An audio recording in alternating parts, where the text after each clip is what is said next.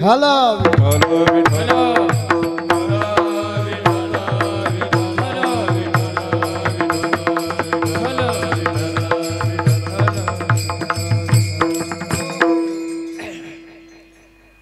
करील जो प्रश्न सांगील जो कथा श्रवण करिता उद्धरती कथा भागीरथी स्नान जे करीती त्यांचे उद्धरती पूर्वजते।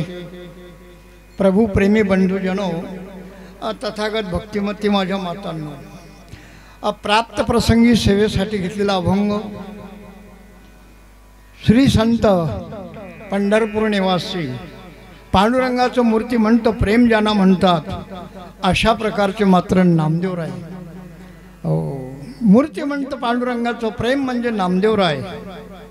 नामदेवांचा अधिकार फार मोठा होता बघा। नामयाच्या पाठी चाले केशीराज नामयाच्या पाठी चाले केशीराज लागावया रज चरणीचे। नामदेवाच्या पाठीशी भगवान चालतात कशा करता की नामदेवाच्या पायाची धूळ उडेल आणि मला जर स्पर्श होईल त्याचा तर मी पवित्र बनेल। विठ्ठल विठ्ठल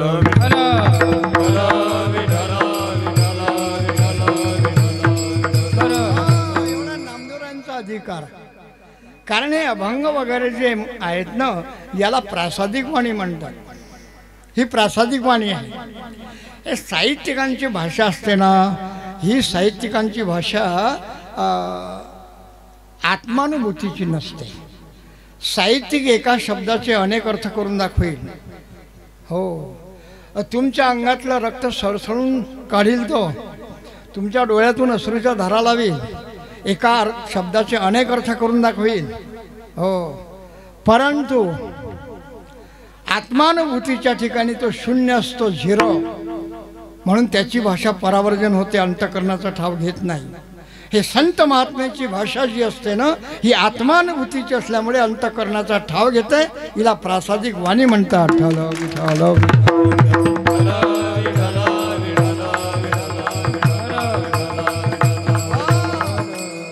ही प्रासादिक वाणी आहे आलं लक्षामध्ये। अंतःकरणाचा ठाव घेते साहित्यिकाची भाषा परावर्जन होते। मी हमेशा करता सांगत असतो की त्यांना वाग्मी म्हणतात। वाग्मी म्हणजे ज्यांचा शब्द जगामध्ये सत्कर्तव्य करून शिल्लक राहतो। माझं बोलणं लक्षात येते ना? हो ज्यांचा शब्द जगामध्ये सत्कर्तव्य करून शिल्लक राहतो त्याला वाग्मी म्हणत असतात आलं लक्षामध्ये। आज म्हणजे गाथा ज्ञानेश्वरी यांना 700 वर्ष झाले त्यांच्या शब्दांना पण अजूनही जगामध्ये सत्कर्तव्य करून शिल्लक राहतात। ठलो विठ्ठल आजपर्यंत तुम्ही किती बोलले किती शब्द शिल्लक आहे किती सत्कर्म झालं त्याच्यापासून सांगा। ठलो विठ्ठल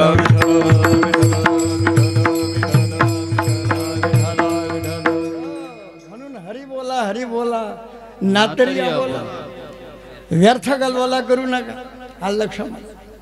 ही प्रासादिक वाणी आहे।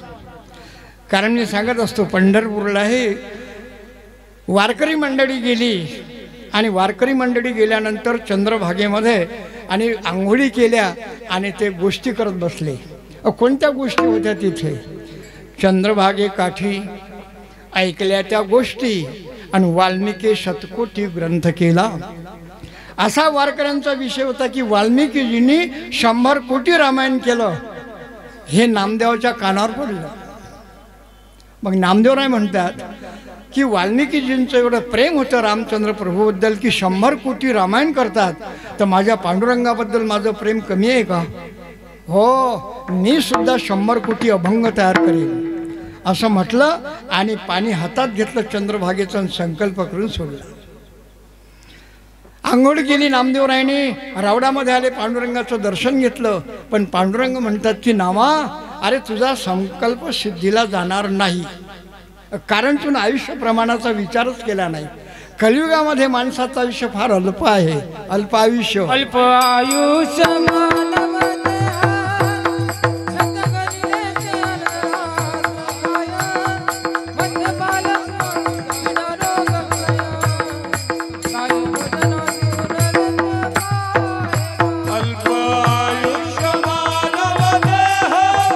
शतगणिले ते भरत खा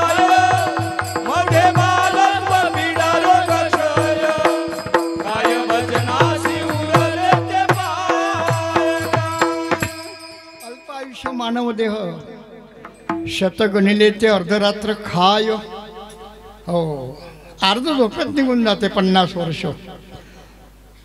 मध्ये बालवतो पीडा रोग क्षय, उरलेल्यामध्ये बालपण येते, पीडा येते, रोग क्षय येतो. हो काय भजनाशी उरले ते पाहिजे. राम राम स्मराधी आलं लक्षामध्ये. म्हणून याप्रमाणे तुझा संकल्प सिद्धीला जाणार नाही. पण नामदेवराय म्हणतात देवा हो माझा संकल्प सिद्धीला तुम्हाला न्यावा लागेल. नामा म्हणे केशव राजा आणि केला नेम चालवी माझा. माझा नेम जो आहे ना तो तुम्हाला चालवावा लागेल. कारण सत्य संकल्पाचा दाता नारायण तुम्हाला माझा संकल्प सिद्धीला न्यावा लागेल. आलं लक्षामध्ये. कारण मी हमेशा करता सांगतो की योगक्षेम वहाम्यहम. कारण भगवान म्हणतात मी त्यांचा योगक्षेम मी करतो. कारण योग कशाला म्हणतात, अप्राप्ताची प्राप्ती त्याला योग म्हणावं आणि प्राप्त झाल्यानंतर ते टिकवणे त्याला क्षेम म्हणावं. मग अप्राप्त काय आहे, संसार हा आणि अनायसच प्राप्त आहे आपल्याला. प्रारब्धाधीन आहे तो. जे व्हायचं आहे ते होणार आहे, जे व्हायचं आहे नाही ते होणारच नाही आहे. आपण जन्माला यायच्या अगोदर आपलं प्रारब्ध जन्माला येऊन बसत आहे. हा प्रारब्धाधीन आहे. पण परमार्थ हा प्रयत्नाधीन आहे. संसार नाही केला तरी होतो, परमार्थ करावा लागतो. ठला विठल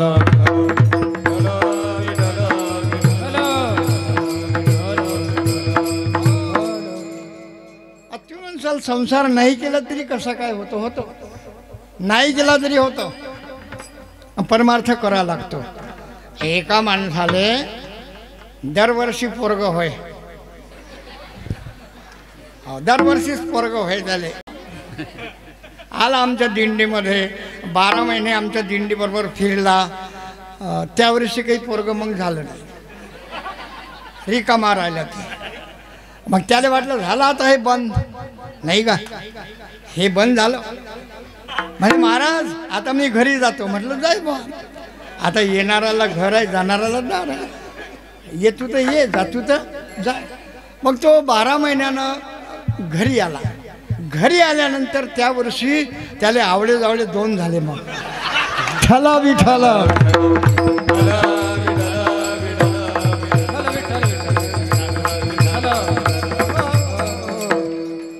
आवडे जावडे 2.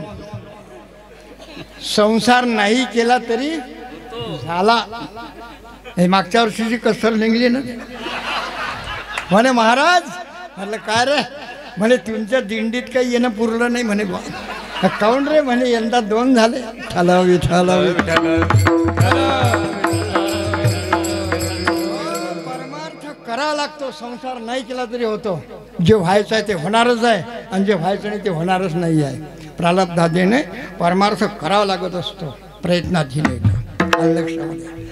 आता ही मंडळी लय दूर मागे बसली. हो हे पोरं पुढे या पुढे. कारण काय माहिती आहे, मागची मंडळी पुढे या. हो हो हो लोक एसटी मध्ये पुढे बसा करता खटपट करतात, आहे का नाही. एसटीत पुढे कारण एसटी मध्ये मागे दणके बसतात आणि कीर्तनामध्ये पुढे दणके बसतात. ठला विठला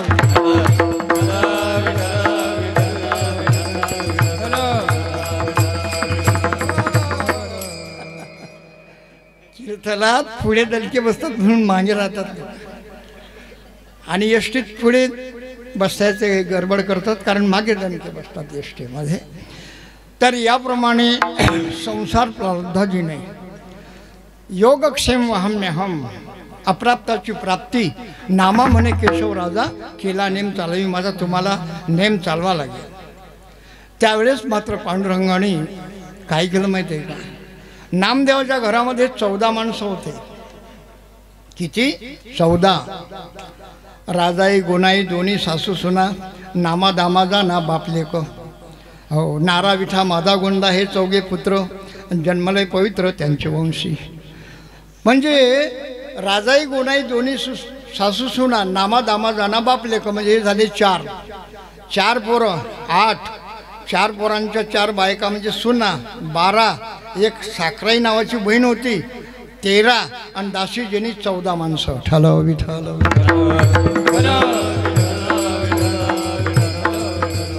भगवंतानी काय केलं माहिती आहे का, हे नामदेवाच्या संकल्प सिद्धीला नेण्याकरता आणि त्यांना प्रासादिक वाणी म्हणजे 14चे 14 माणसं अभंग करायला लागले. आणि राहिलेले ते तुकाराम महाराजांनी मात्र आणि पूर्ण केले. पहा, सत्यसंकल्पाचा दाता नारायण. मी हमेशा करता सांगत असतो की हा वारकरी संप्रदाय म्हटल्यानंतर हा त्रिभुवनात श्रेष्ठ आहे.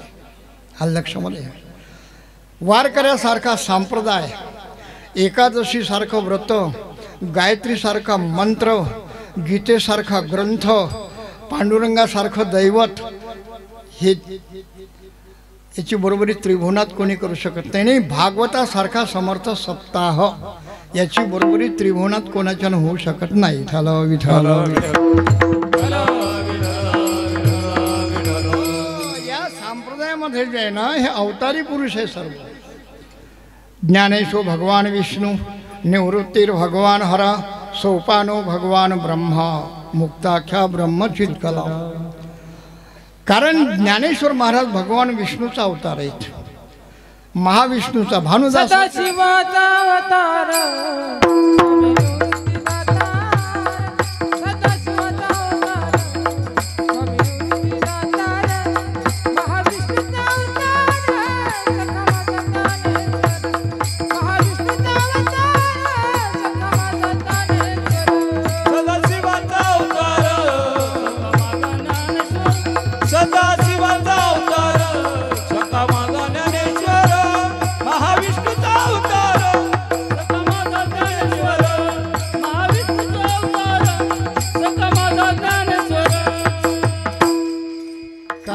अवतारी पुरुष आहे सर्व.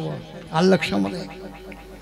हो, कारण असे अवतारी पुरुष दुसऱ्या संप्रदायामध्ये मला दाखवा की हा याचा अवतार आहे म्हणून. आलं लक्षामध्ये. म्हणून याची बरोबरी त्रिभुवनात कोणी करू शकत नाही. आलं लक्षामध्ये. तर अशा प्रकारे पूर्वी जो प्रल्हाद, तोची जाणा अंगद आणि तोची उद्धव प्रसिद्ध कृष्ण अवतारी, कलियुगी त्यालाच नामदेव म्हणती आणि जगद्गुरु तुका अवतार नाम याचा. कारण जे जे झाले अवतार तुका त्याचे बरोबर.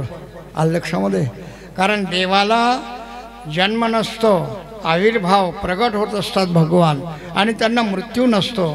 तिरोभाव अवतार संपवावा लागतो. प्रगट होणे म्हणजे आविर्भूत होणे आणि अवतार संपवणे म्हणजे तिरोभाव. हो, संत महात्मे या ठिकाणी स्वइच्छेने येतात आणि मात्र स्वइच्छेने इथून जातात. आलं लक्षामध्ये. आपल्याला आपलं कर्म जन्माला आणते आणि आपल्याला कर्मानुसार मृत्यू प्राप्त होतो. तर याप्रमाणे सेवेसाठी घेतलेला अभंग समर्थ नामदेव महाराजांचा आहे. या ठिकाणी श्रीमद भागवत महापुराण अशा प्रकारची कथा सर्व आहे. कारण तत्पूर्वी सर्व शक्तिमान जगतचालक प्रभूला आपण नमस्कार करूया. पांडुरंगा करू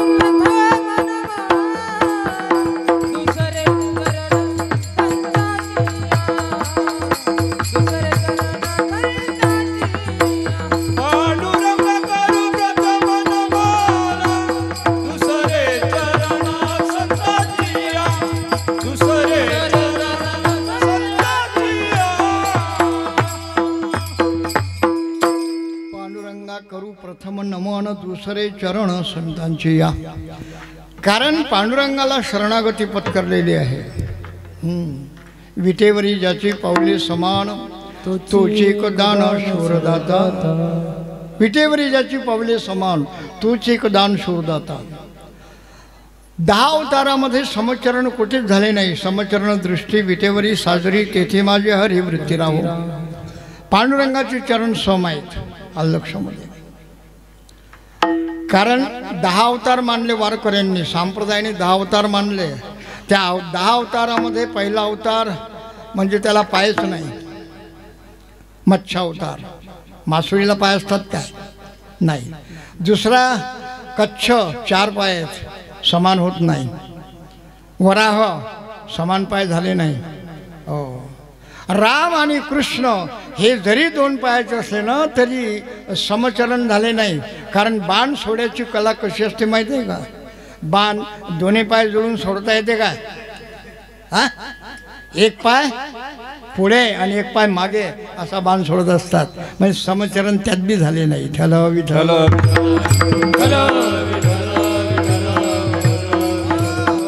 आणि गोपाल कृष्ण दीड पार उभा राहिला. रावडा चरणी वाजवितो वेणू गोपिकार म्हणून स्वामी माझा.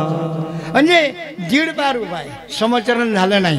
समचरण दृष्टी विटेवरी साजरी फक्त पांडुरंगाची आहे. म्हणून तोची एक दान शूरदाता. विटेवरी ज्याची पाऊले समान, विटेवरी ज्याची पाऊले समान, विटेवरी ज्याची पाऊले समान, विटेवरी ज्याची पाऊले समान, विटेवरी ज्याची हो हो पाऊले समान, विटेवरी ज्याची पाऊले समान, विटेवरी ज्याची हो पाऊले समान, विटेवरी ज्याची पाऊले समान.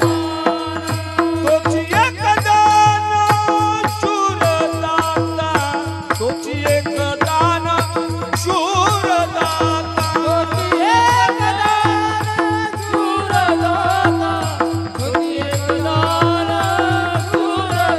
ओ विटेवरी जाती पाऊले समान, विटेवरी जाती पाऊले समान, विटेवरी जाती पाऊले समान, विटेवरी जाती पाऊले समान, हो हो पाऊले समान, विटेवरी जाती पाऊले समान, विटेवरी जाती पाऊले समान, विटेवरी जाती पाऊले समान.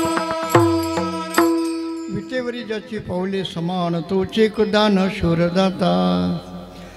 कारण पांडुरंगाला शरणागती पत्करलेली आहे. हो, कर्तुम अकर्तुम अन्यथा कर्तुम. भगवान सर्व शक्तिमान आहे आणि सर्वज्ञ आहे. सर्वज्ञ. आपण सर्व शक्तिमान नाही आणि सर्वज्ञ नाही. कारण आपला पुढच्या गोष्टीचा जो आठव असतो ना, तोच आपला मागच्या गोष्टीचा विसर असतो. म्हणून आपण सर्वज्ञ होऊ शकत नाही. पुढच्या गोष्टीचा आठव तोच मागच्या गोष्टीचा विसर असतो आपला. परवाच्या दिवशी काय भाजी खाल्ली होती, ठालावी ठालावी.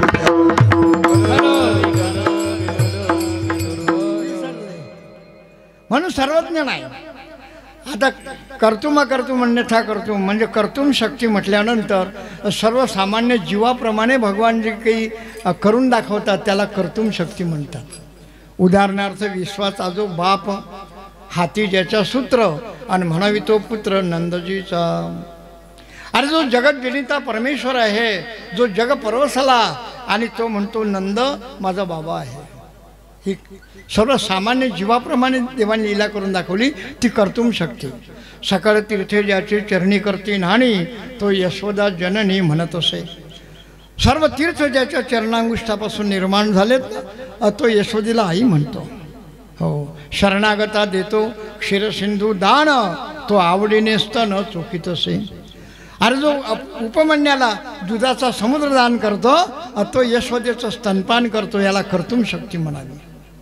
अकर्तुम जे जीवाच्यानं होणार नाही असं करून दाखवणे त्याला म्हणतात अकर्तुम. उदाहरणार्थ येणे गिरी गोवर्धन उचलिला, महासर्प कालिया नथोनी आणला. हो, कालिया डोहामध्ये जो कालिया नावाचा सर्प राहत होता लक्षामध्ये, त्याला नाथून आणलं देवानी वर.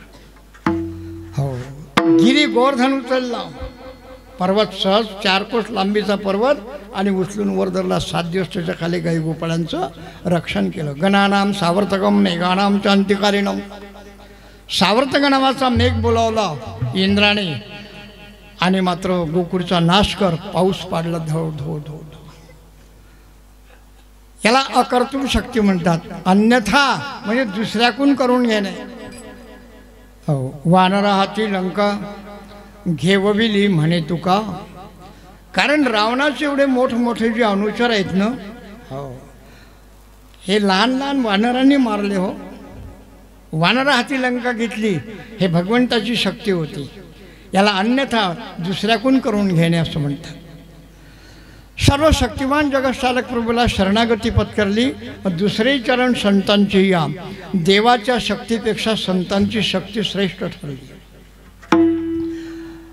लक्षात रामचंद्र पार्वणी दगडाची बाई केली असेल, शिळा होती, श्री झाली, जयाची चरण चाली, मनुष्य झाली.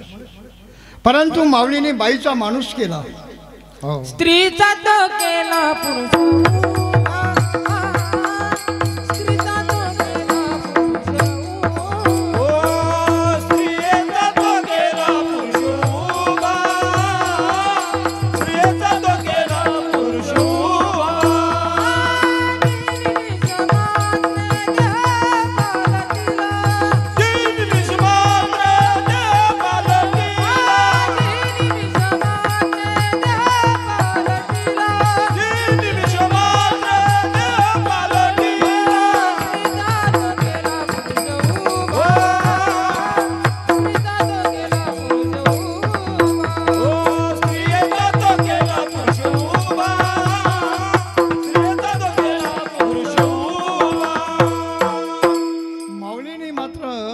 माणूस बनवला. हो, वानरा हाती लंका घेवली म्हणे तुका. वानरा हाती लंका घेतली याच्यात काही मोठं नवल नाही आहे, कारण वानरांना थोडीशी बुद्धी आहे, समजून घ्यायची बुद्धी आहे त्यांना. हो, मी एका ठिकाणी कथेला गेलो. ते कथेमध्ये बसले पहिल्या सत्रामध्ये ग्रस्त, आणि दुपारच्या वेळेला फराळाच्या वेळेस त्यांनी मोठे मोठे मोसंबा आणून दिले. घ्या महाराज, फराळ करा. म्हटलं का मळ्यात कधी गेले होते? म्हणे आपल्या मधल्या विश्रांतीच्या सुटीमध्ये गेलो होतो. महाराज, वानरांनी खूप नुकसान केले म्हणे संत्रांची. हो, अगोदर म्हणे मळ्यामध्ये जात नव्हते, ते मळ्याच्या बाजूनं पडून जात, संत्राला धक्का बी लावत ना. पण आता खूप नुकसान करतात. म्हटलं अगोदर का जात नव्हते? म्हणे ते संत्र सोडलं की तिच्या डोळ्यात पाणी उडेल, मग ते अंगार होय डोळ्याची, हातच ना लाव संत्राले. पण आता पुष्कळ खातात म्हणे ते. म्हटलं काहून आता त्यांच्या डोळ्यात पाणी जात नाही का? तर म्हणे ते एवढे हुशार आहेत, संत्र तोडतात आणि मागे सोलतात आणि मग खातात. ठालावी ठालावी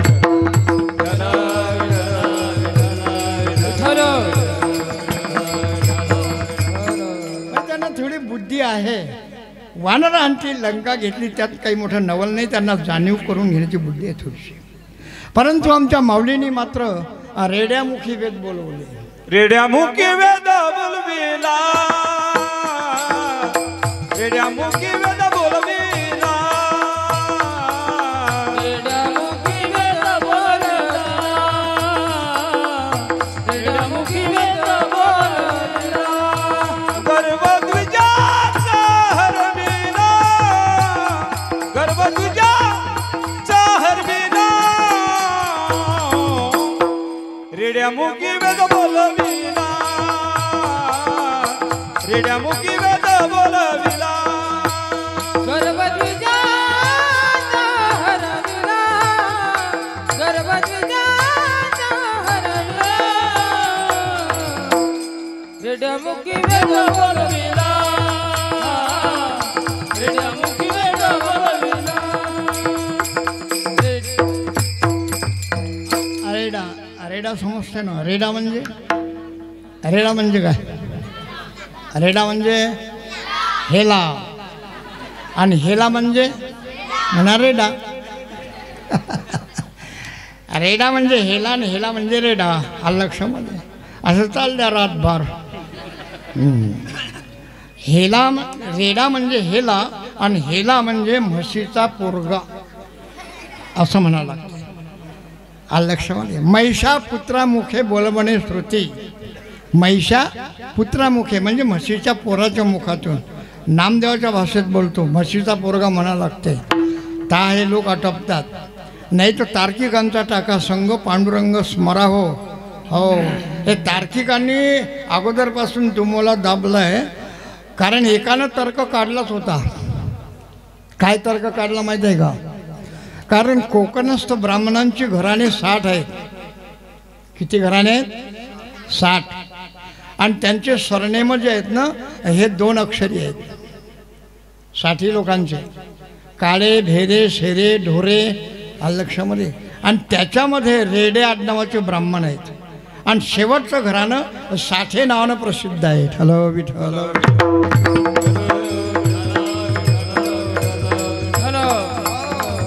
हे मृणाल गोरे तो वसंतराव साठे हे त्यातलेच आहे ते कोकणस्थ ब्राह्मणातले. लक्षामध्ये. काळे भेरे शेरे ढोरे काळे त्याच्यामध्ये रेडे आडनाचे ब्राह्मण आहे. एकाने काढला तर्क म्हणे रेडे आडनावाचा ब्राह्मण होता त्याच्या मुखातून बोलावले. म्हणून म्हणा लागलं म्हशीचा पोरगा ता हे जरा टपतात कारण याला गध्याचे ब्रेक म्हणतात. ठलो विठल.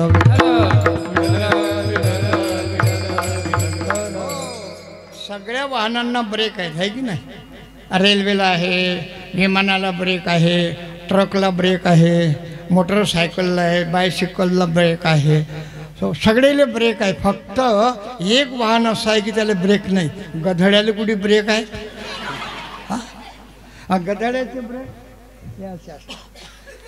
ठालावी ठालावी.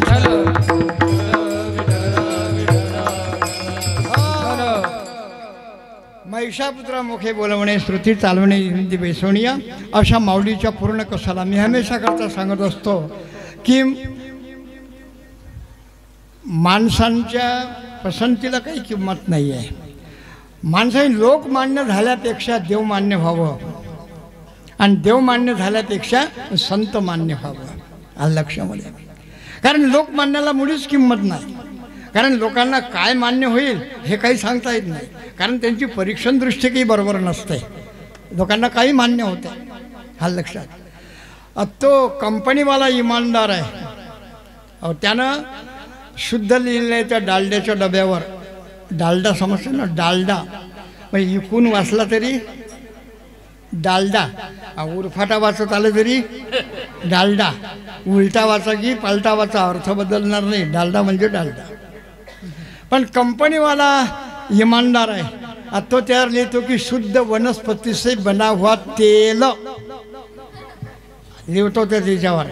पण हे तेलाले तूप म्हणून डोळे लावून गच्च खातात. ठलवी ठलवी.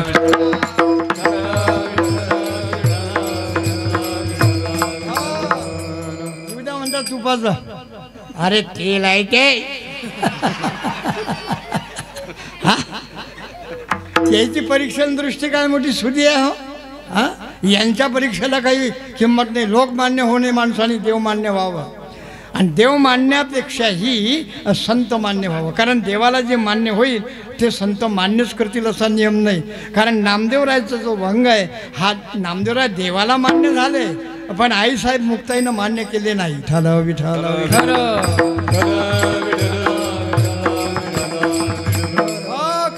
नित्य देवाचा शेजार परी अजून अहंकार गेला नाही. अज्ञानाशी बोध सज्ञानाशी शुद्धी आणि तोडीली उपाधी सर्वत्रांची. आईसाहेब मुक्ताईंचा अधिकार फार मोठा आहे. आदत्राय जन्य देवाची नाही. तिन्ही देवांना जन्म देणारी नाही. तिन्ही देवांना शिकून शहाणा करून सोडणारी आईसाहेब मुक्ताई आहे. पहिला शिकवला असेल तर ज्ञानदेव, दुसरा शिकवला असेल तर नामदेव आणि तिसरा शिकवला असेल तर चांगदेव. ठलावी ठलावी. तिन्ही देव शहाणे करून शिकवले. शुद्धीपत्र दिलं लक्षामध्ये. आणि हा अधिकार श्री गुरूंचा. अशा आईसाहेब आमच्या वाटेला आलेले.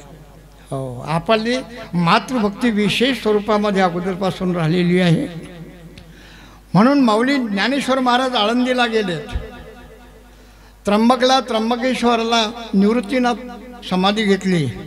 सासवडला सोपानदेव आणि आईसाहेब मात्र आमच्या वाट्याला आले. कारण आमची मातृभक्ती अगोदरपासून विशेष स्वरूपामध्ये राहिलेली आहे लक्षामध्ये. असे पूर्ण कसाला उतरलेले ज्ञानोबांनी मान्य केलेले नामदेवराय जे आहेत ना त्यांचा अभंग सेवेसाठी घेतलेला आहे. अभंगामध्ये प्रथम चरणामध्ये कारण या ठिकाणी श्रीमद भागवत महापुराण आहे.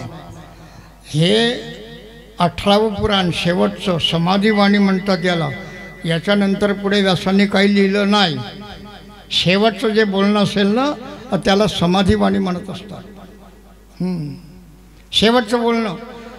आयुष्यभर काही बोलो माणूस, पण शेवटच्या बोलायला अत्यंत महत्त्व असते.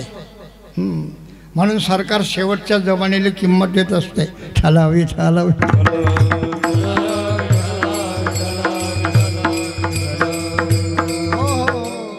लक्षामध्ये. तर याप्रमाणे समाधीवाणी ही व्यासांची मुक्तांना आनंद देणारं हे महापुराण आहे. कारण सर्ग विसर्ग वृत्ती आश्रय स्थान पोषण मन्वंतर ईशानुकथा आणि निरोध उती हे 10 लक्षांनी जे युक्त असते त्याला महापुराण म्हणतात. 5 लक्षांचं वर्णन आणि 5 लक्षांचा अंतर्भाव ज्याचं असतं ते उपपुराण असते, याला महापुराण म्हणतात. तर याप्रमाणे मात्र सेवेसाठी घेतलेला अभंग त्याला अनुसरून आहे. जसा प्रसंग असेल ना असं वागलेलं थोडंसं बरं दिसतंय नाही का. आणि जसा प्रसंग असेल असं कीर्तन करावं माणसाने नाही का. आता अडी भागवत सुरू आहे तर भागवताचा अभंग घ्यायचा, ज्ञानेश्वरी असली ज्ञानेश्वरीचा. हा लक्षामध्ये म्हणजे जसा प्रसंग असेल असं कीर्तन करायचं. तर याप्रमाणे मात्र सेवेसाठी घेतलेल्या अभंगामध्ये आणि कथेचं महात्म्य वर्णन करतात. तर पहिल्या चरणामध्ये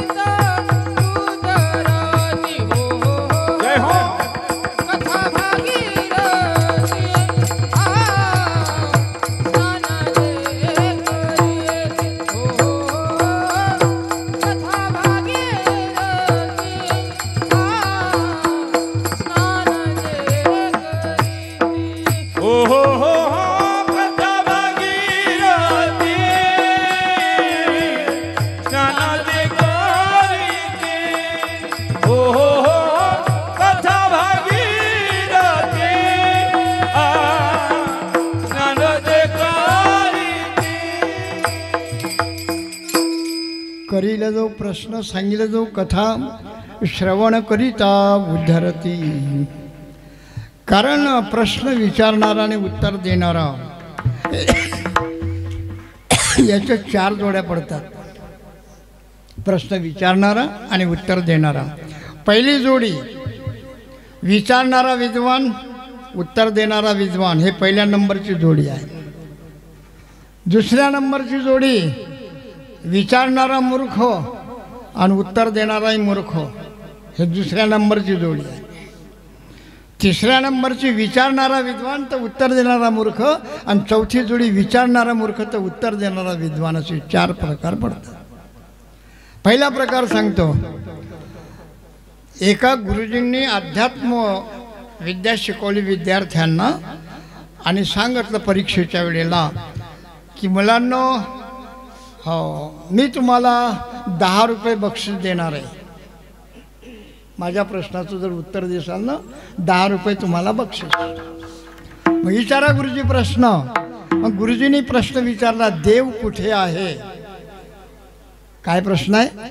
देव कुठे आहे? मग एका पोऱ्यानं हात वर केला. घर म्हणे गुरुजी मी सांगतो. म्हणे सांग.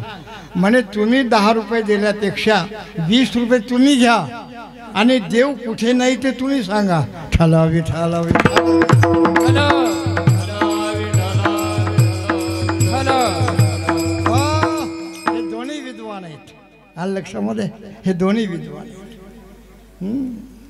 देव कुठे नाही ते तुम्ही सांगा ना. म्हणजे प्रश्नाचं उत्तर दिलं. इतका पुरा विद्वान होता. आलं लक्षात? पहिल्या नंबरची जोडी. करील जो प्रश्न आणि सांगिल जो कथा. आलं लक्षात? प्रश्न विचारणारा उत्तर देणारा दोन्ही विद्वान असले पाहिजे. आता दोन्ही मूर्ख सांगतो तुम्हाला. एका मास्तरनं शाळेमध्ये पोरायले प्रश्न विचारला, एक ड्रायव्हर गाडी ताशी 60 किलोमीटर वेगाने चालवतो तर माझे वय किती? प्रश्न आला का लक्षात? एक ड्रायव्हर गाडी 60 किलोमीटर वेगाने चालवतो तर माझे वय किती? एका पोऱ्यानं सांगितलं, गुरुजी मी सांगतो. म्हणे सांग. पोराला पोऱ्या उभ्या. म्हणे तुमचं वय 42 वर्ष असलं पाहिजे. आता नेमकंच त्या मास्तरचं वय 42 होतं. हा, अरे वा, माझं वय 42 आहे. म्हणे तुने उत्तर बरोबर दिलं, पण का रे उत्तर बरोबर आहे प्रश्नाचं, पण गणित सोडवण्याची रीत कुठली वापरली? म्हणे गुरुजी रीत सोपी आहे. म्हणे कशी? म्हणे माझ्या हाफमॅट जर 21चा आता फुलमॅट 42चाच पाहिजे ना. खालावी खालावी खालावी.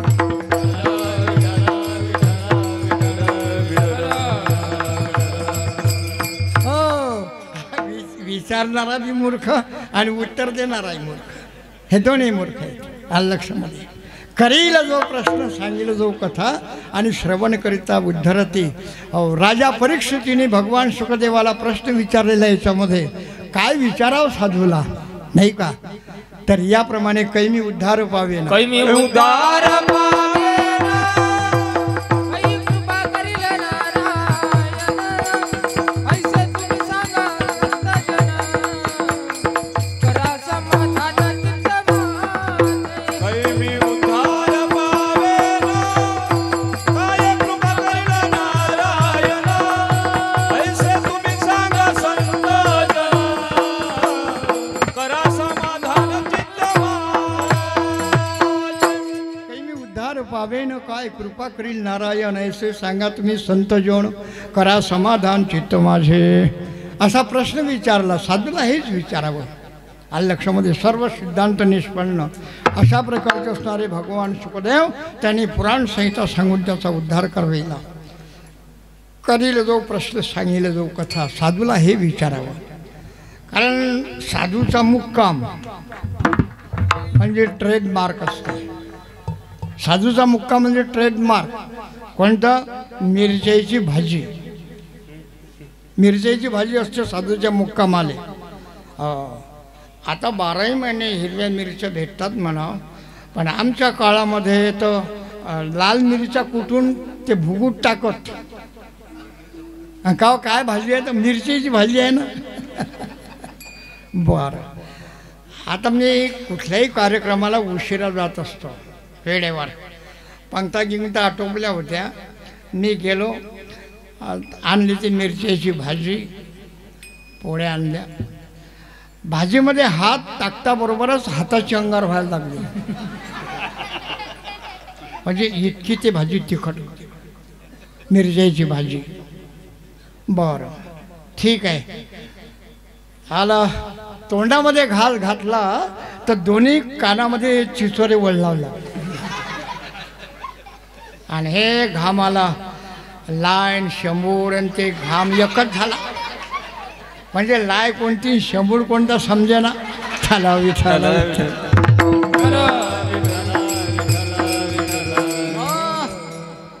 पण आता कसं तरी तर आटपायचं होतं मला जेवण. पण माझ्या ताटाजवळ एक म्हातारी बसेल होती. हो, असा हा सीन झाला तर म्हातारी म्हणायला लागली, भाऊ तुमचे मायबाप मेले की आहे?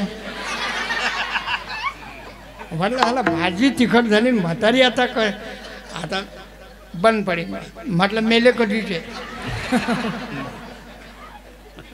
मेले कधी?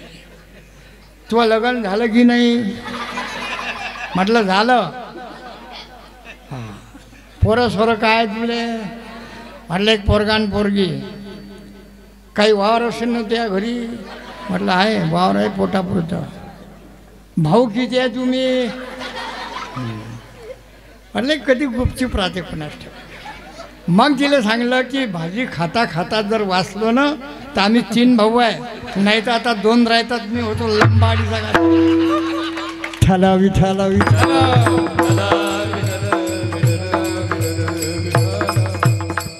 अरे साधूला हे विचारायचं असते का? करील जो प्रश्न सांगितलं जो कथा श्रवण करिता उद्धार. अरे साधूला उद्धाराचं विचारा, देवाचं विचारा, भागवतातलं विचारा. त्या बुढीनं 7-12 तपासणं झालं. हा ठेवता उतारा. अरे म्हटलं बापा हे म्हातारी. मग म्हातारीला समजलं की याचं जीवावर आला. आता म्हटलं मी होतो लंबा, आता 2 राहतात, 3 आहे मी. आलं हो सांगायचं. करीला जो प्रश्न सांगितला जो कथा श्रवण करिता उद्धरती. सुखदेवांना प्रश्न विचारला. त्यावेळेस मात्र सुखदेवानी 18,000 श्लोक सांगितले, ही भागवत संहिता सांगितली आणि त्याचा उद्धार केला. कथा भागीरथी. हो करील जो प्रश्न सांगितला जो कथा श्रवण करिता उद्धरती. हो श्रवण करताना, कारण श्रवण ही भक्ती पहिल्या नंबरची भक्ती आहे. 9विधा भक्तीमध्ये पहिल्या नंबरची भक्ती श्रवण आहे. हो कारण श्रवण, मनन, निधिध्यास आणि साक्षात्कार.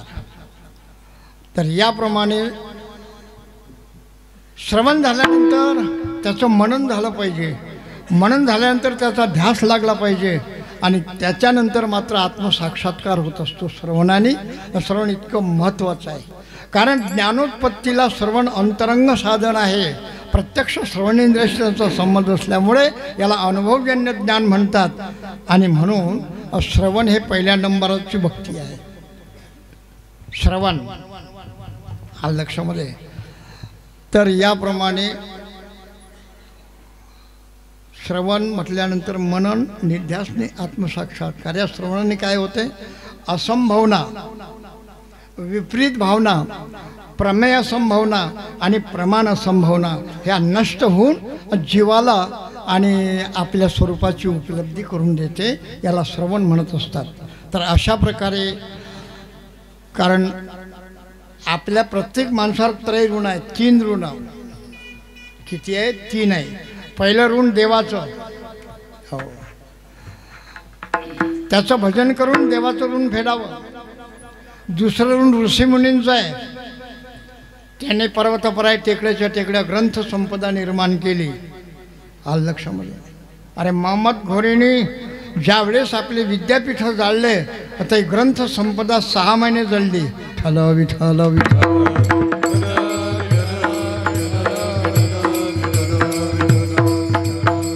एवढी ग्रंथ संपदा संत महात्म्याने करून ठेवली. म्हणून श्रवण करून, शास्त्र श्रवण करून ऋषीमुनींचं ऋण फेडा.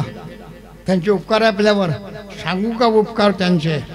आलं लक्षामध्ये. कारण एका ऋषी महात्म्यानं काय केलं माहिती आहे का? ग्रंथ लिहायला सुरुवात केली. ऐका, ग्रंथ लिहायला सुरुवात केल्यानंतर अगोदर का अशा कांड्या होत्या की काय होतं? काही नव्हतं. मग त्याची बायको ऋषी पत्नी दिवा धरून उभी राहत असेल. तो ग्रंथ लिहायला सुरुवात केली की हिनं दिवा धरून उभं राहायचं. विचारांचा आविष्कार मान्य झाला की यानं सोमप्राशन करायचं आणि त्याच्यामध्ये गुंग पडायचं. कारण सोमप्राशन केल्यानंतर बुद्धीमध्ये विचाराचा आविष्कार निर्माण होत असतो. विचारांचा आविष्कार निर्माण झाला की पुन्हा उठायचं, लेखणी हातात धरायची, तर तिने दिवा धरून उभं राहायचं. असं करून करून करून करून ग्रंथ पूर्ण झाला. आणि पूर्ण झाल्यानंतर त्यानं वर पाहिलं तर ती बाई म्हातारी होईल होती. कशी होती? म्हातारी होय.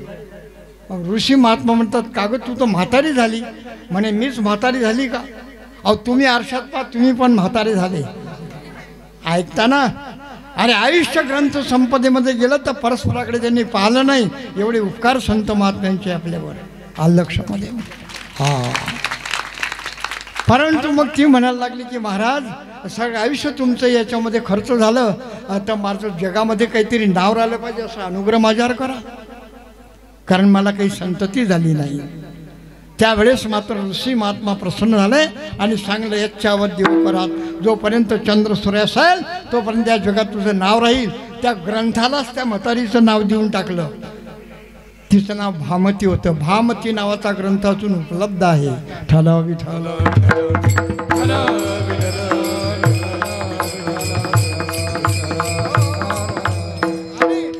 चांगली संतान निर्माण करून पितरांचं ऋण फेडावं, कारण पितर लोकांनी ही वंश परंपरा आपल्यापर्यंत आणून टेकली.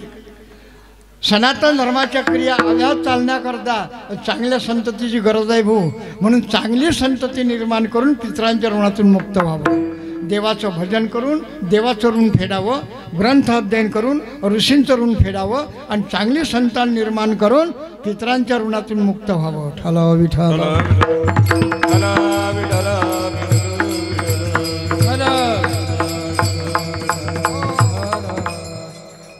कारण या भजन पूजन भागवत कथा कीर्तन यांनी काय होते माहिती आहे का? काय होते यांनी सांगतो तुम्हाला. हो, मुरकुंड मुनी होते आणि मुरकुंड मुनीला काही मूलबाळ नव्हतं.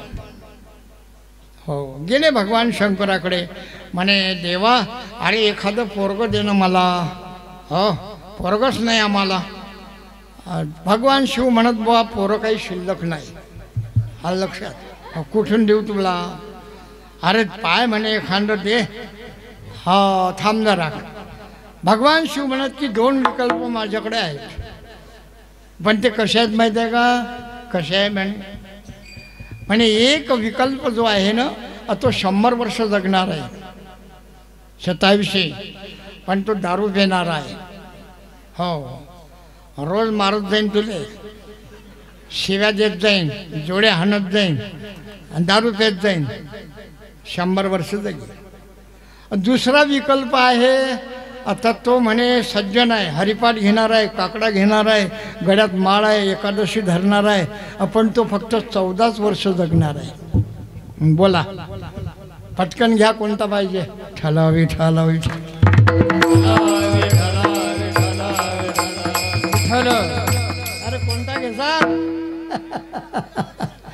आता हा घ्या 100 वर्ष जगणारा, तर हा असा आहे, आणि हा घ्या तर हा अल्पायुष्य 14 वर्षात मरणार आहे. हा लक्ष. बर, हिंमत बांधली जाणं पक्की. मृकुंड मुनीने म्हणे हा 14वालाच दे. पुढे त्याचे खेटर खातू 100 वर्ष जाऊ देतो, हा 14वालाच दे, पाहून घेऊ. 14 वर्ष आयुष्यमान. आता तो पोरगा घेतला, सुंदर पोरगा, एकादशी धरणारा, गंध लावणारा, माळ घालणारा, टाळ वाजवणारा, शिवली. आनंदामध्ये 13 वर्ष निघून गेले आणि 14 वर्ष लागले. मग मायबापाशी नाराज होऊन बसत की आता पोरग मरते. त्याला माहीत होतं. पोरगा आला बाहेरून की बाबा असे कोण बसले तुम्ही? काय झालं तुम्हाला? काही नाही, असं बसलं. असे बसले म्हणजे अहो तोंड पाहून बसले तुम्ही. आई तू पण अशी का बसतेस? अरे कोण नेलं तुमचं? नाही नाही, असंच बसला. त्याला काय सांगते ना. शेवटी एक दिवस पोराने हट्ट धरला, बाबा आणि आई तुम्ही सांगशाल तर ठीक, नाही तर मी जेवण घेत नाही. कोण नेलं तुमचं? मग ते म्हणत आता सांगावंच लागते, नाहीतरी हा जेवण घेत नाही आणि 14 वर्ष लागला, हा मरणारच आहे. मग शेवटी त्यांनी सांगितलं की बाळ आमचं कोणी मेलं नाही, पण आता मरणार आहे. म्हणे कोण? म्हणे तू मरणार आहे. 14 वर्ष आयुष्य होतं, तू मरणार म्हणून आम्ही नाराज बसतो. असं ऐकता बरोबर मात्र तो भगवान शिवाच्या मंदिरामध्ये जाऊन आणि मात्र त्यांनी महामृत्युंजय मंत्राचा जप केला. ओम नमो शिवाय पंचाक्षरी मंत्राचा जप केला. सारखा विश्रांत जप केला त्यांनी. आला यम, हो आला, हेल्यावर बसून आला. भयावह दाढा, बोटारलेले डोळे, फिनगारलेले केस, बाबर जोटी, हो अशा प्रकारे मात्र अकराळ विकराळ त्याचा चेहरा आणि भय दाखवत हेल्यावर बसून आला तो. आता लहानसं 14 वर्षाचं पोरग यानं वर पाहिलं आता मात्र तो यम हेल्यावर बसून येईल होता. आणि त्या यमाला पालण्यानं मोठ्यानं किंचाळी ठोकली आणि लिंगाला घट्ट हृदयाशी पकडलं. हो जसा हृदयाशी पकडलाय तसं त्या लिंगामधून शिव प्रकट झालाय भगवान. आणि असा त्रिशूळ फेकून मारला त्या यमाला की यम उलटा पाडला. उलटा म्हणजे तो हेल्यावर बसून आलता ना, यम खाले आणि हेलगट वर झालं. ठालावी ठालावी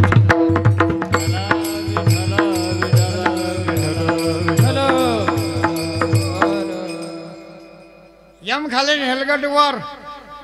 यम कपडे झटकले म्हणे झालं असं तर कुठेच नाही झालं मला.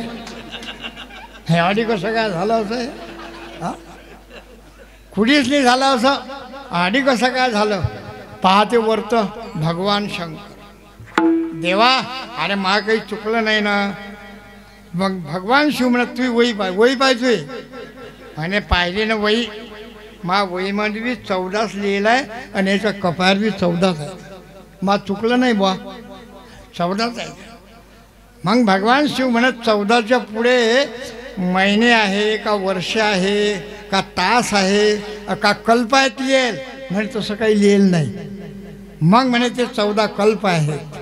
14 कल्प मार्कंडेय भगवंताच्या नामानं चिंतनानं आयुष्य वाढते. म्हणून मात्र कोरोनामध्ये मेलो नाही आपण. ठलावी ठलावी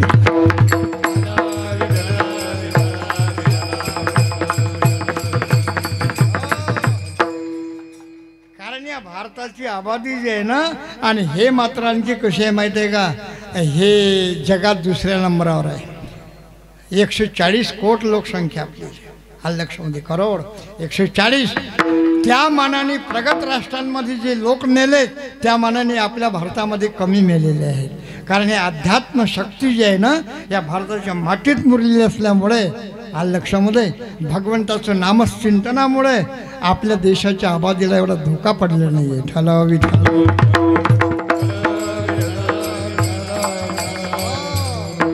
यानं आयुष्य वाढते. हो आयुष्य वाढते. आणि बदमाशपणा केला तर आयुष्य कमी होते. मग लक्षामध्ये हो रावण त्याला 14 कल्प आयुष्य होतं. कारण लोक पंक्ता झोडणार राहिले बरोबर माहीत आहे. ते श्लोक म्हणत असतात, रावणा रावणा राज्य गंभीर केले, सीतेसारखे रत्न चोरून नेले, सीतेसारखे रत्न तुला पचेना. आणि शेवटचं काय, 14 चौकड्या राज्य तुला मिळेना. 14 चौकड्या म्हणजे 14 कल्प आयुष्य होतं त्याचं. परंतु त्यानं काय केलं माहिती आहे का, आता सीता त्याची होती काय, चोरून नेली. पुष्पक विमान त्याचं होतं काय, कोणाचं होतं मग, हा कुबेराचं होतं. ते लंका त्याची होती का, नाही कुबेराची होती लंका. लक्षामध्ये. आणि सीता त्याची नव्हती, रामाची होती, चोरून नेली. 80,000 बायका त्या भामट्यानं अशाच जमा करेल होत्या. ठलावी ठलावी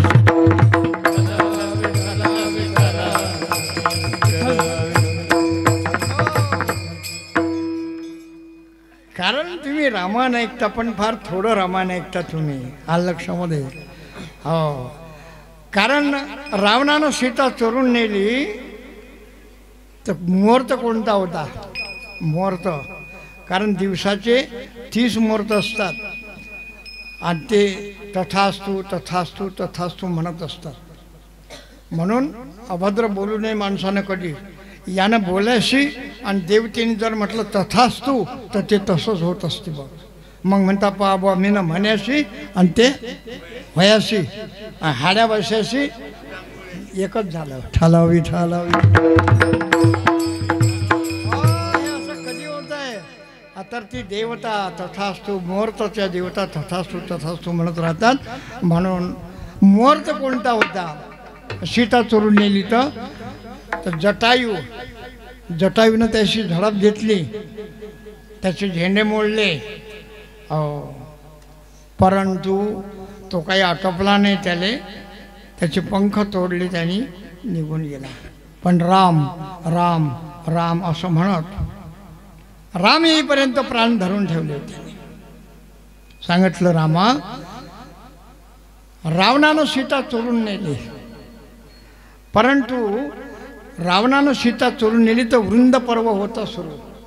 आणि वृंद पर्वावर जे वस्तू चोरीला जाते किंवा हरपते ती सही सलामत सापडत असते. आलं लक्षामध्ये. म्हणून सीता सही सलामत सापडणार आहे. तिच्या केसाला धक्का लागणार नाही, कारण वृंद मुहूर्तावर तिला चोरून नेलाय. ठाला विठाला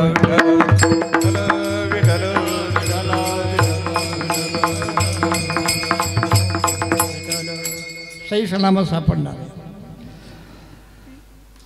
भागवतामध्ये कार्तवीर्य नावाचा राजा एक, त्याचं नामचिंतन केलं, जप केला 108 वेळा तर हरवलेलं धन सापडते, गुप्त धन मिळते. आमच्या एका भागवत कथेतल्या बाईचं 2 लाखाचं सोनं पर्समध्ये परसहित 2 वर्षापासून गायब होतं. पण ती कथा ऐकत होती ना. आता तिनं कार्तवीर्याच्या नावाचा जप केला तर 2 वर्षानंतर सोनं परत मिळालं. ठालावी ठालावी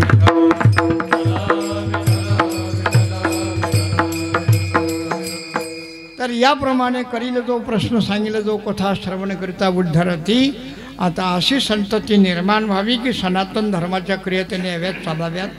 हो आणि पितरांच्या ऋणातून मुक्त हो. पूर्वजांचा उद्धार करण्यासाठीच मात्र आणखी काही तर आणि आपण प्रयत्न केले पाहिजे. तर याप्रमाणे दुसऱ्या चरणामध्ये आणि कथा भागीरथी स्नानाचे करीती. कथा भागीरथी स्नानाचे करीती.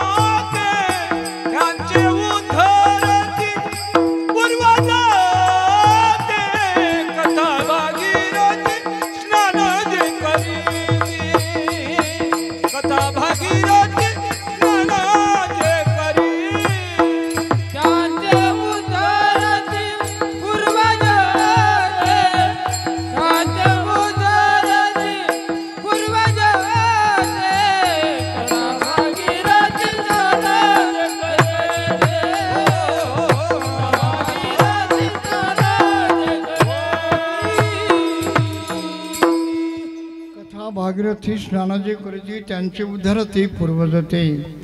कारण आपल्या पूर्वजांचा उद्धार होतो, आपला उद्धार होतो यात तर नवल नाही हो. पण जे कथेमध्ये असतील की जे कथा ऐकतील त्यांच्या पूर्वजांचा सुद्धा उद्धार होत असतो. हा लक्षामध्ये. कारण मी हमेशा करता सांगत असतो की पाऊस जो पडतो त्याने पूर येतात नदीला. हे आडून नदी वाहते नाही का. आज चोपदार बुवा मागे होता, मी पुढे आलो, ही छोबा रुपये काळजी सुरू होती. हा लक्षात. आला एक चोपदार बुवा म्हणे बुवा कीर्तन उभं राहिलं, फेटा बांधा. म्हटलं बरं फेटा बांधतो म्हटलं. हां आला, सुंदर ते ध्यान चालू आहे, तयार राहा. म्हटलं तयारच आहे मी. चला ही छोबा रुखमी झाली. म्हटलं चाल बाबा चाल.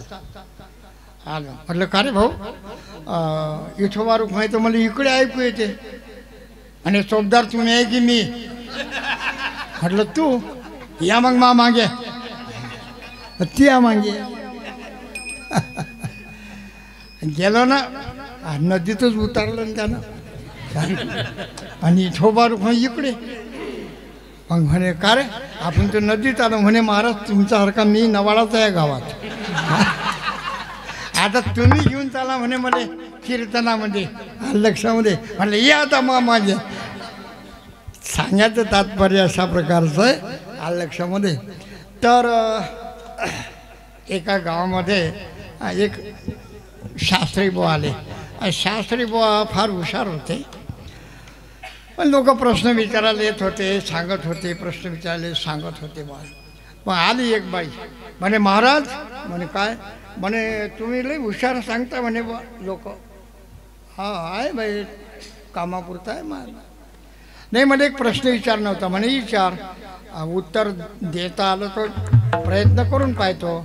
नाही म्हणे जास्त काही मला विचारायचं नाही मोठा प्रश्न पण मला इतकं विचारायचं आहे की खिचडीचं डोकं मली त्याला चालेल की नाही. मग म्हणे बरं आता शास्त्री म्हणे तर खिचडी डोकंच नसते आणि असलं बी तर मली त्याला कसं काय लावा ते आता खिचडीचं डोकं मली त्याला चालेल की नाही. सगळ्या पोथ्या थांबल्या भाऊ सापडलंच नाही. शेवटी शास्त्री 5:45च्या एसटीनं चालला गेला पळून. हा मग आली ते बाई मोठ्या बायटे का रे भाऊ महाराज कुठे म्हणे महाराज तर गेले 6च्या एसटीनं 5:45 पाय रे मग प्रश्नाचं उत्तर सांगले नाही बुवानं तर चालले गेले.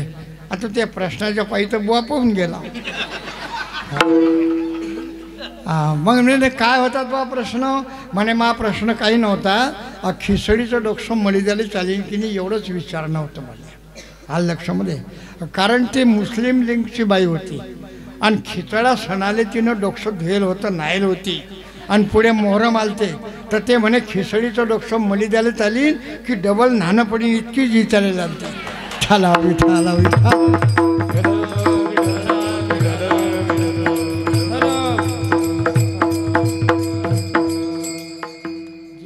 शास्त्री पाहून आले.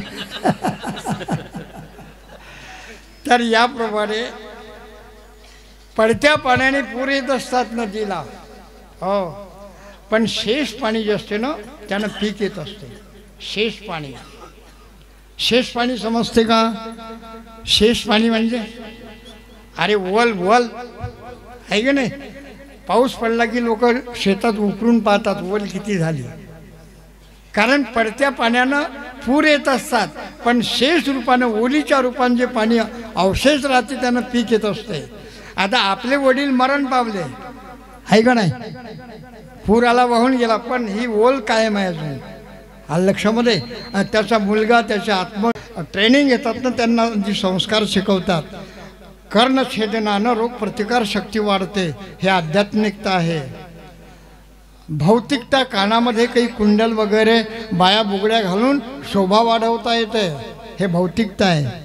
आणि ज्यांचं कर्णछेदन आहे त्यांच्या हातूनच जलांजली आणि पूर्वजांना प्राप्त होते. ज्याचे कान टोचेल नाही त्याच्या हातून जलांजली प्राप्त होत नाही त्यातली दैविकता आहे. त्याला विठ्ठल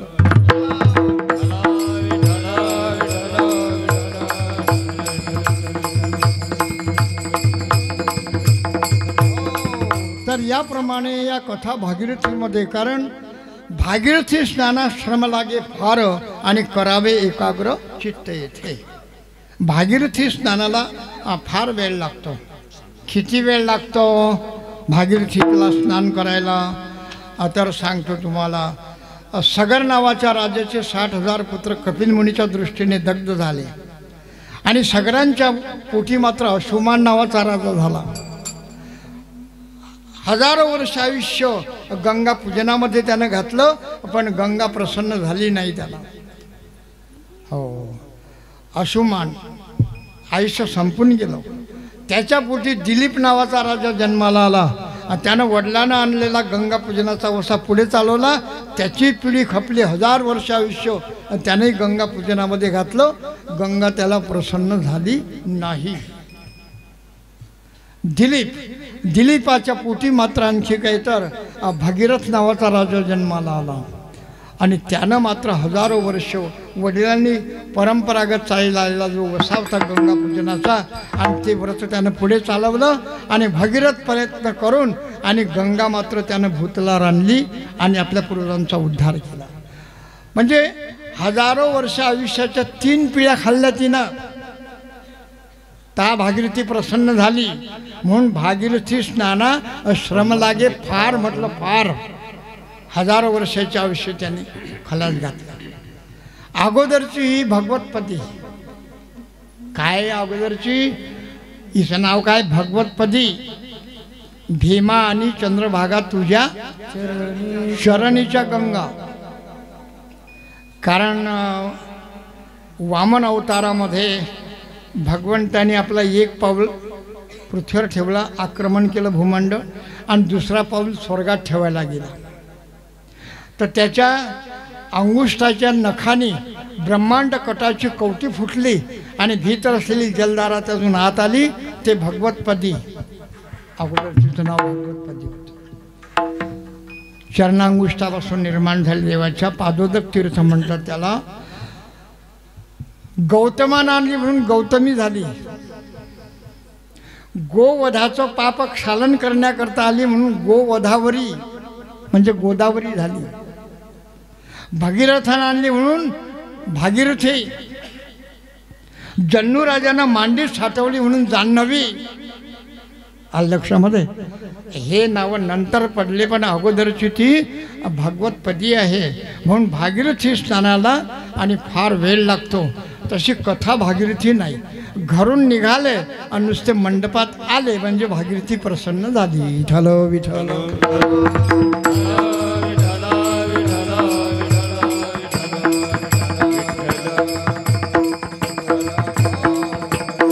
पण या ठिकाणी एक आहे करावे एकाग्र चित्त येथे. एकाग्र चित्तानं भगवंताची कथा श्रवण करावी. राजा परीक्षितीने सर्वांगाचे कान केले. हो सर्वांगाचे कान केले त्याने. कारण शुक म्हणे राया ऐक परीक्षिती श्रवण करता तृप्ती नव्हे तुझं. हो त्याला तहान नाही, भूक नाही, झोप नाही, आळस नाही, काही नाही. रात्रंदिवस सारखा कथा श्रवण करतो. आलं लक्षामध्ये.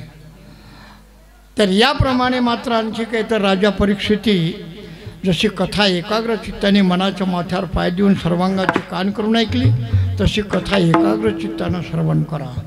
म्हणून करावे एकाग्र चित्त येथे. नामा म्हणे ऐसे बोले भागवत आणि श्री शुक सांगत असे परीक्षिती. असं कोण सांगते तर भागवत सांगते, महापुराण. आलं लक्षामध्ये. तर याप्रमाणे भगवंताचं आणखी काही तर चिंतन म्हटल्यानंतर अशा प्रकारे करा. विठोबा रखुमाई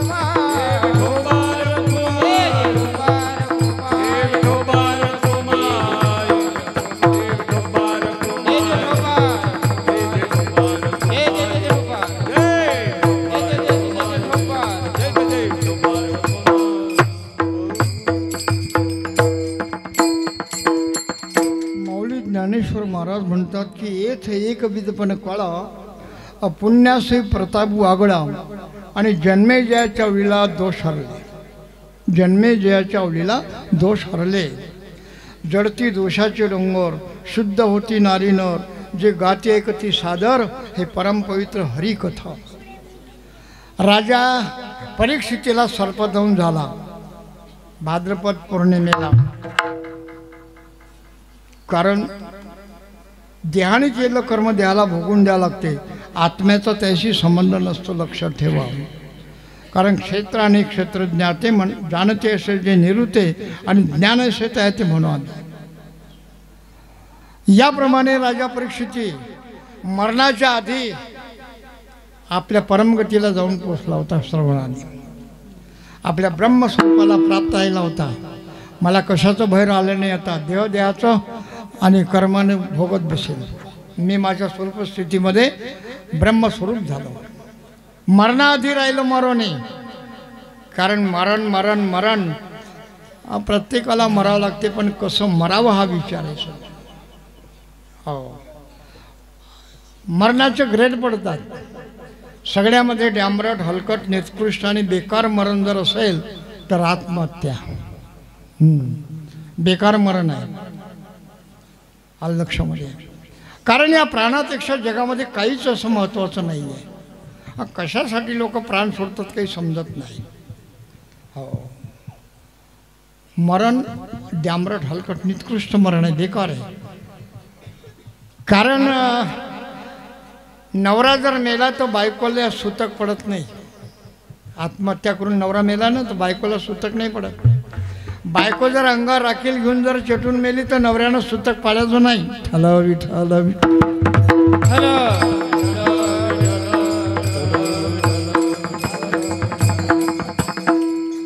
हा, ऐकून घ्या. आणि ज्यानं आत्महत्या केली त्याला खांदा देऊ नये. खांदा जर दिला ना, हो, ते एका महिन्याचा उपास करावा लागते, तास शुद्ध होते तो खांदा देणारा. एक चांद्रायण करावं लागते त्याला. चांद्रायण समजते का? प्रतिपदेला 1 घास खावा लागते फक्त. द्वितीयेला 2 घास, तृतीयेला 3 घास, चतुर्थीला 4. म्हणजे या एकादशीपेक्षा बेकार आहे तो चांद्रायणचा उपास. 1च घास खातो का एकादशीला आपण? तरी 1च घास खातो. 15 पौर्णिमेला 15 घास, पण उतरची कळा मग 14, 13, 12, 11, 10, 9 आणि अमावस्ये निराहार. 1 चांद्रायण झालं. ता तो खांदा देणारा शुद्ध होते. आता याच्यामध्ये किती अशुद्ध बसेल आहे रामाचं रामदानी. ठालावी ठालावी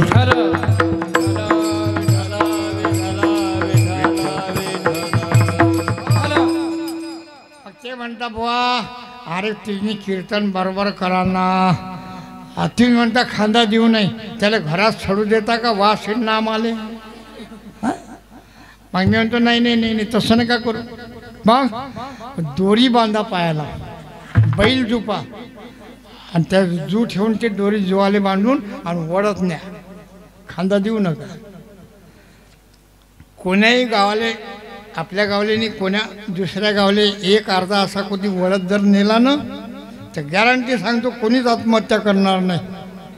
म्हणते बेकार आले का ते. ठालावी ठालावी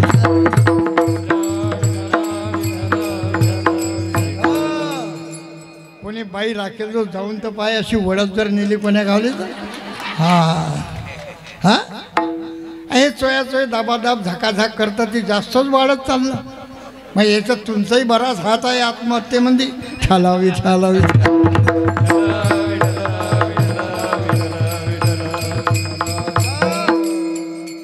लक्षात.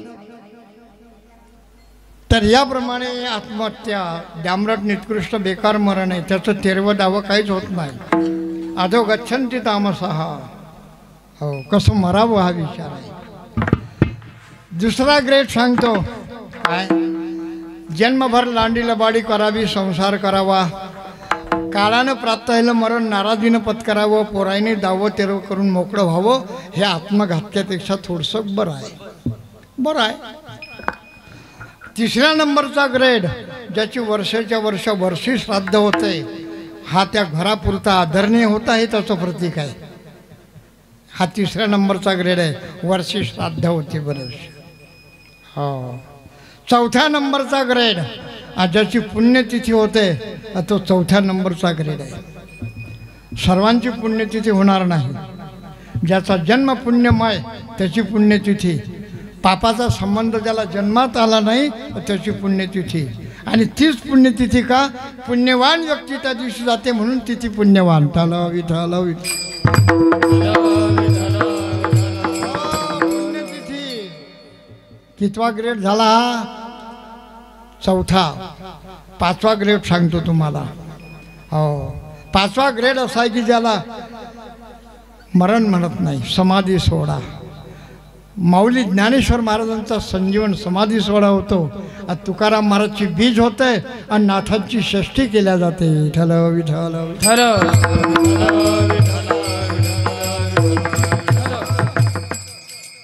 याप्रमाणे मरणावर विजय मिळून मरणाला मारून टाकणे, मरण डोळ्याने बघितणे. परमार्थाचा परमार्थ जर असेल तर मरण सुधारा, मरण सुधारा.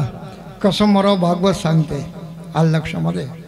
तर याप्रमाणे या कथेमध्ये राजा परीक्षितीला सर्पदंश होऊन पौर्णिमेला मृत्यू आला. मग जन्मेजयाने काय केलं, बापाचा वचपा काढण्याकरता सर्पसत्र आरंभलं. सर्पसत्र कारण बदला घेण्याकरता सर्प धडाधड अग्नीमध्ये येऊन पडत आलं लक्षात. त्यावेळेस मात्र आणखी सांगितलं की व्यासो नारायण आले आणि सांगितलं की गड्या हे असं तू काय करून राहिला, हे महाभारत ऐक, महाभारत वाच आणि पहा म्हणे तुझे पूर्वज कसे होते. तो म्हणे महाभारत मी मूर्ख आहे, माझे पूर्वज मूर्ख होते, मला ते ऐकायचं नाही. नको ऐकू म्हणे.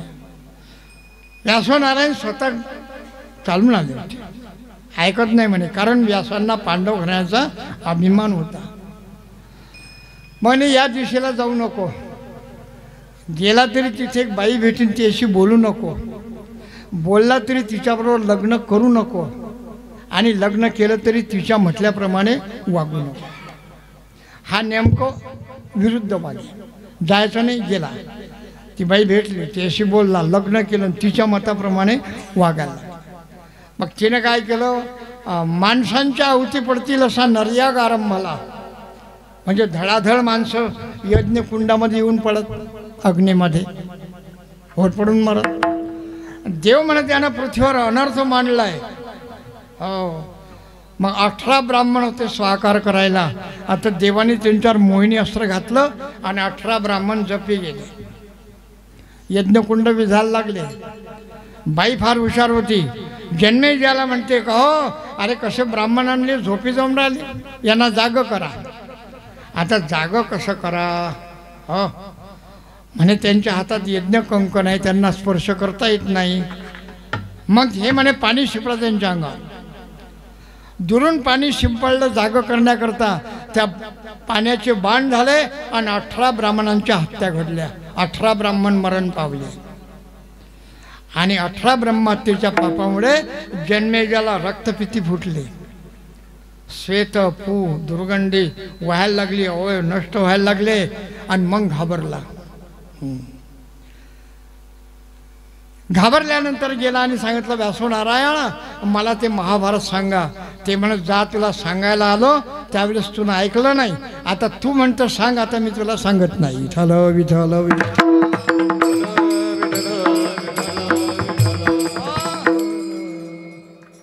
परंतु व्यासांना अभिमानच होता पांडव घराण्याचा.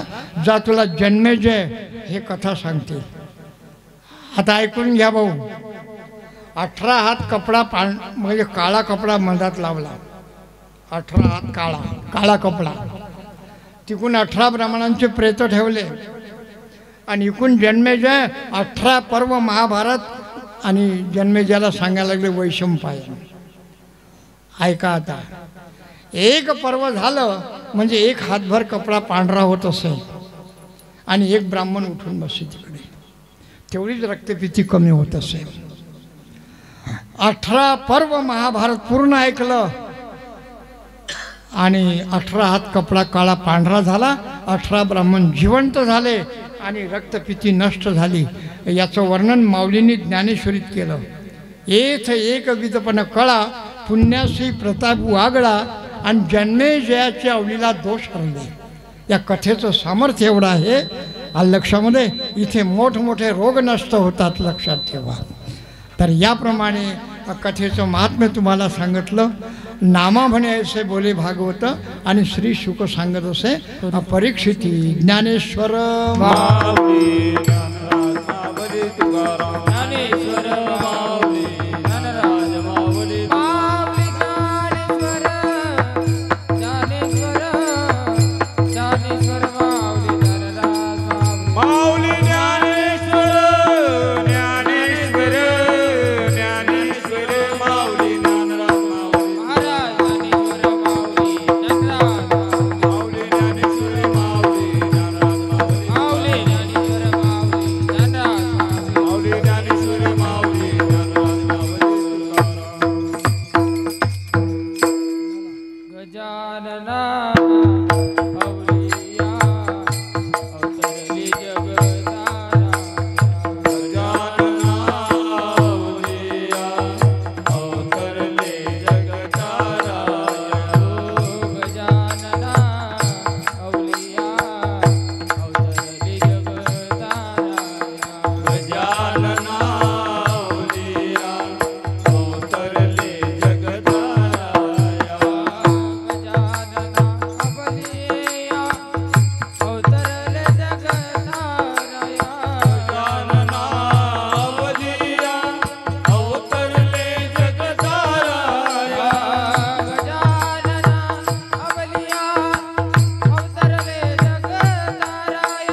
गजानना अवलिया अवतरले जगताराया गजानना अवलिया अवतरले जगताराया गजानना अवलिया अवतरले